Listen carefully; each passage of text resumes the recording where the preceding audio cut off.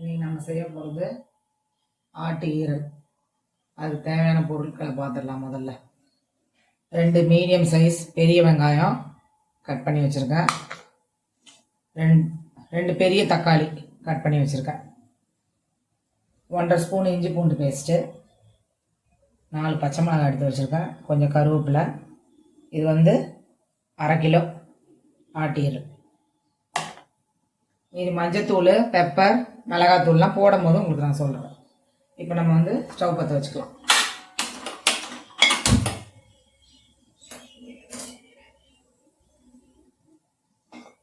Stove பற்ற வச்சுட்டு இப்போ நம்ம இந்த கரண்டி ஊருக்காக நான் உங்களுக்கு இதை காட்டுறேன். எனக்கு சின்ன கரண்டியில் 1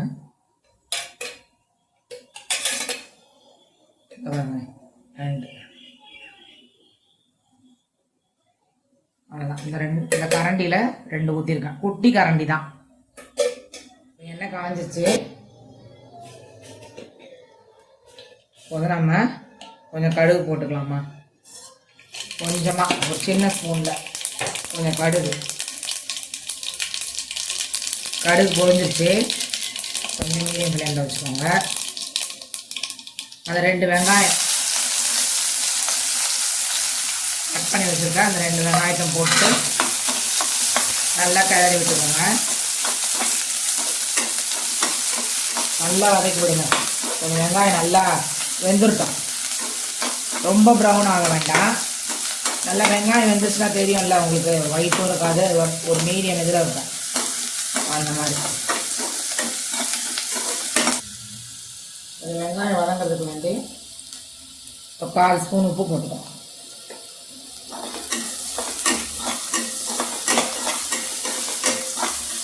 ஸ்பூன் உப்பு போட்டுட்டு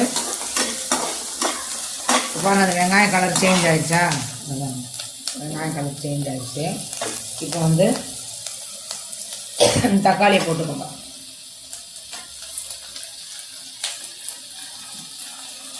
நல்லா பெரிய தக்காளி 2 எடுத்து வச்சுருக்கேன். இஞ்சி பூண்டு பேஸ்ட்டு போட்டுக்கோங்க. கொஞ்சம் கருவேப்பிலை. இந்த 2 பச்சை மிளகாய் பார்த்துக்கோங்க. இப்படி கட் பண்ணி போடுறேன். இப்படி கட் பண்ணி போடுறேன்.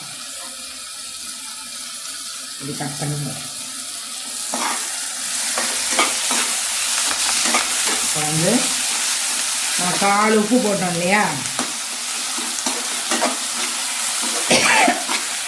1/4 உப்பு போட்டது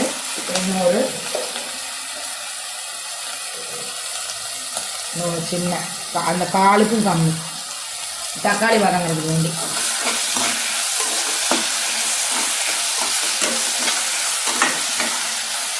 இப்போ நம்ம ஒரு 3 நிமிஷத்துக்கு க்ளோஸ் பண்ணி வச்சிடலாம். மீடியம் ஃப்ளேமில் வச்சு 3 நிமிஷம் ஆயிடுச்சு. இப்போ நம்ம மூடி ஓப்பன் பண்ணிவிட்டு நல்லா தக்காளிலாம் நல்லா வதங்கிடுச்சு. நல்லா அந்த மாதிரி கொலன்னு வதங்கிடணும். அதுக்காக தான் அந்த உப்பு போட்டது 2 டைமும். இப்போ கொஞ்சம் மீடியம் ஃப்ளேமில் வச்சுக்கோங்க. வச்சுட்டு நம்ம இந்த ஈரலில் போட்டுடலாம். இன்னொன்று சொல்ல மறந்துட்டேன் பாருங்க. இந்த ஈரலில் இதை பாருங்கள், அந்த சைடு எப்படி இருக்குது பார்த்தீங்களா, பளிச்சுன்னு. அதுலேயும் அந்த மேலே மெலிசாக ஒரு தோல் மாதிரி இருக்கும். இந்த மாதிரி பிச்சுருங்க. நான் எல்லாமே க்ளீன் பண்ணி வச்சுருக்கேன். அது நெக்ஸ்ட் டைம் உங்களுக்கு க்ளீன் பண்ணும் போது காட்டுறேன். அதெல்லாம் எடுத்துட்டேன். இப்போ அந்த தக்காளி அந்த ஈரல்லாம் போட்டிருக்கோம் இல்லையா, நல்லா வதக்கிடுங்க. நல்லா அந்த மாதிரி வதக்கிடுங்கம்மா.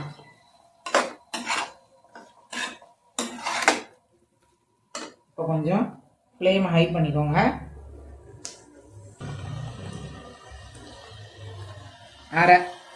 சின்ன இந்த மாதிரி கரண்டியில் 1/2 கரண்டி மஞ்சத்தூள்,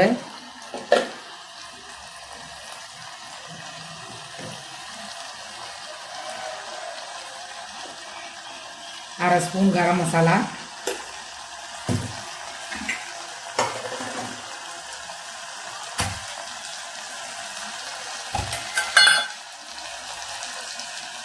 ஒரு கரண்டி மிளகாத்தூள், குழம்பு மிளகாத்தூள், வெறும் மிளகாய் பொடி இல்லை, குழம்பு மிளகாய் பொடி.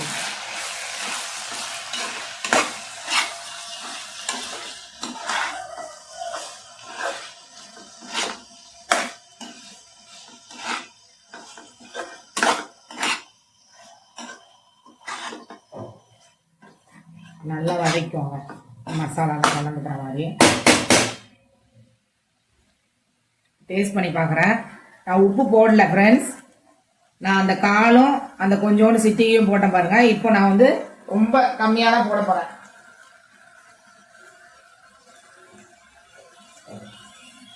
இதை பாருங்க ஃப்ரெண்ட்ஸ், அந்த காலுக்கும் கம்மியாக தான், ஏன்னா நம்ம ஏற்கனவே அரை போட்டோம், ரெண்டுமே கணக்கு பண்ணோம்னா.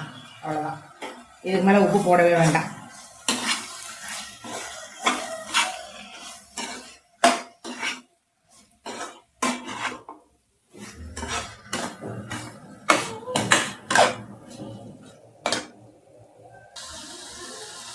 இப்போ அந்த 2 பச்சை மிளகாய் போட்டுக்கோங்க.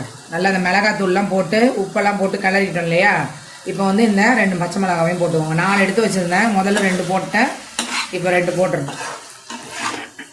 இப்போ தண்ணி 1 கிளாஸ் எடுத்து வச்சுருக்கேன். இதை பாருங்கள், ஒரு கையில் தெளித்த மாதிரி,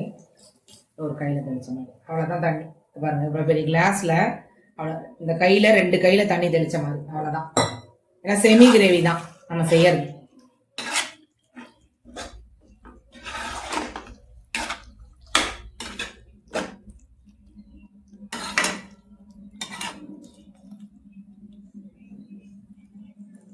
கரெக்டாக இருக்கு ஃப்ரெண்ட்ஸ் உப்பு. இப்போ கொஞ்சோண்டு கருவேப்பிலை போட்டுக்கோங்க. போட்டுட்டு நாம் ஒரு 7 மினிட்ஸில் எடுத்துடலாம். இப்போ நம்ம வந்து க்ளோஸ் பண்ணிடலாம்.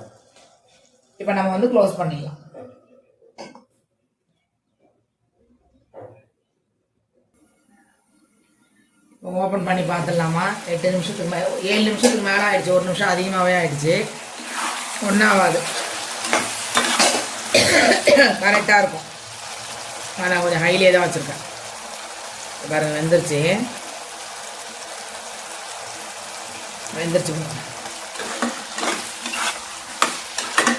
நல்லா செமி கிரேவி தான். கொஞ்சம் கம்மி பண்ணிக்கோங்க. வந்து இந்த சின்ன ஸ்பூனுக்கு 1 ஒரு காலும் போடுறேன், 1.25.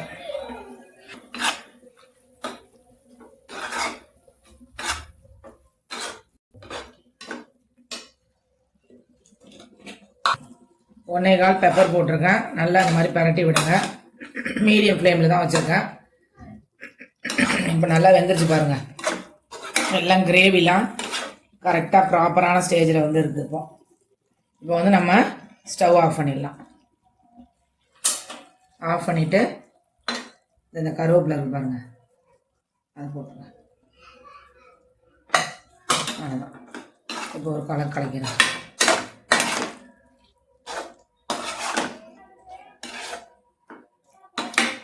வந்து நம்ம ஸ்டவ் ஆஃப் பண்ணியாச்சு, கருவேப்பிலை போட்டாச்சு.